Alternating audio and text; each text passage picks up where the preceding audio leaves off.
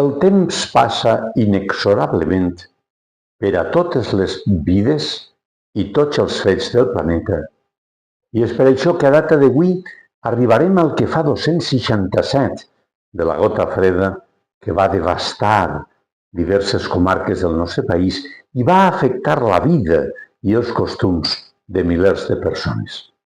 També fa més de 1.219 dies que patim una guerra inexplicable al centre d'Europa sense que se li vegi visos de rematar aquesta amenaça mundial provocada per Putin, semblant, per cert, a la que està provocant Netanyahu al poble palestinès.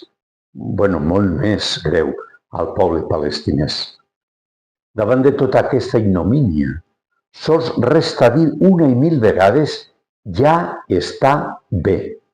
Parem màquines i reconduïm la ruta perquè ens l'estem jugant.